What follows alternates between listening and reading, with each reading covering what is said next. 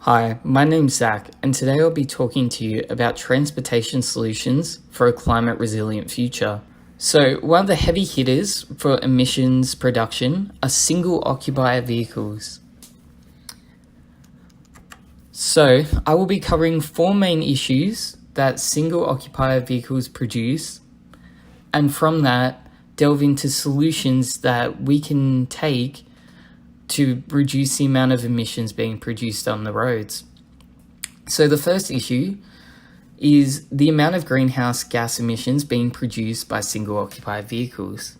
The second is why we choose this method of transportation.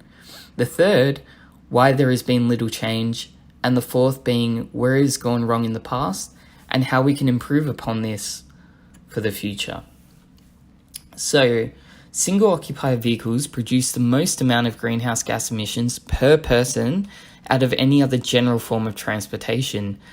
Now, general form of transportations do exclude commercial vehicles such as trucks and large vans, as they produce a lot of emissions but are not generally for transportation from point A to point B.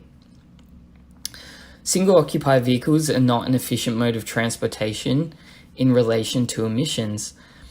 Yes, buses may produce more emissions than cars, but buses carry more individuals, so per person produce less emissions. And trains, running off electricity, do not directly create greenhouse gas emissions.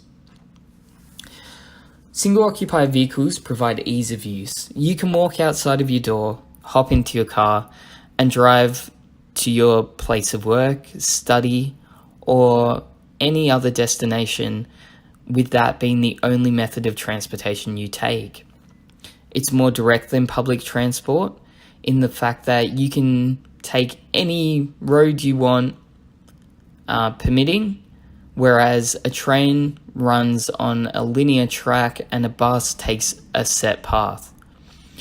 Single occupier vehicles are more efficient for transporting goods if you've gone grocery shoppings. It's also more efficient if you have young children or elderly relatives or friends that may not be able to catch public transport for health-related purposes. And lastly, probably the biggest reason why people choose to take single occupier vehicles is the privacy it offers. A lot of people do not want to sit on a train or a bus surrounded by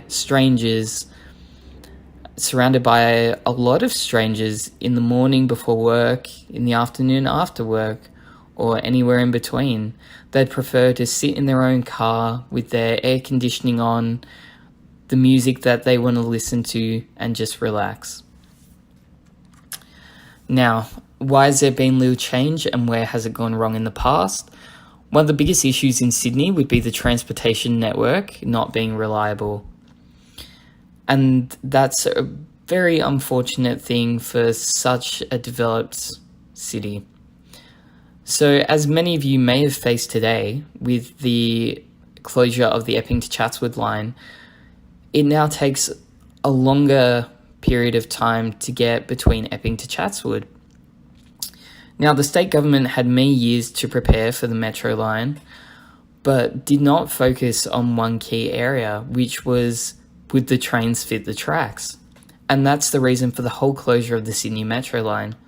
There was a lot of outrage prior to, during the conversion, and even now 1 month later after the closure of the Epping to Chatswood line, due to the amount of extra time it takes for individuals to travel to their destination. Even simple improvements on the Sydney trains network, such as the changeover of the Redfern controller from being manual to digital, caused the closure of much of Sydney's train line for a weekend, delays of up to 2 hours, massive groups of individuals being stuck at Central Station because they had nowhere to go. One of the major issues of why there has been little change, though, is that people do not like change. If you have a 45-year-old individual who has been traveling to work their whole life, has been traveling to uni beforehand, and had their parents take them to school in cars prior to adulthood, and you go and tell them that what they're doing is having an adverse effect on the environment, that their car is producing a large amount of emissions, they won't respond. They will say, I've been doing this my whole life and no one has ever told me what I was doing was having a negative effect. And they'll also say that everyone else is doing it. What difference does one person make? So that negative mentality is what prevents change, and what will prevent change for the future unless something is done. Another major issue is education. So in the past, climate change was not seen as a large issue on a global scale. And even today, there are still some parties who deny it, who try and bury information for personal gain. And so education really is key to climate resilience from a transportation standpoint, and something I will be getting into further in the presentation. So, the solution, alternative transportation methods. I'd like to focus on 3 alternative transportation methods in this presentation. The first, and probably the easiest, would be the train. The train runs on electricity rather than fossil fuels, so it does not directly produce greenhouse gas emissions. Trains can be more direct, faster, and easier than driving, especially in city situations, or even prior to its closure, getting from Chatswood to Macquarie University. That line was a direct path. You stopped at 2 stations and then you're at your destination. Whereas driving, you have to stop for traffic lights, for pedestrian crossings, roadworks. It's just not as efficient.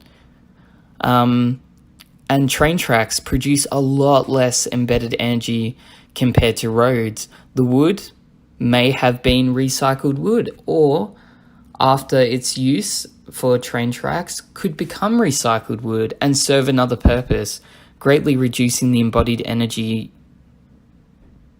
used in its production. Buses, although less efficient than trains, still produce less emissions per person compared to single occupier vehicles. Yes, they are not as direct, but the overall environmental benefit outweighs the personal time loss. A lot of modern buses also run off natural gas energy, which is a lot more efficient than fossil fuels used in cars.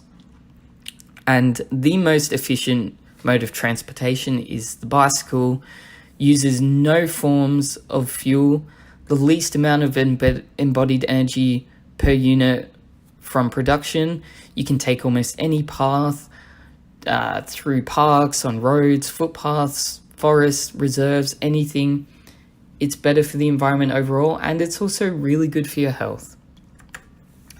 Now, some of the programs offered from businesses, workplaces, governments, is a guaranteed ride home program. It's not that big in Australia yet, but with further research, it will become a mainstream solution in the future.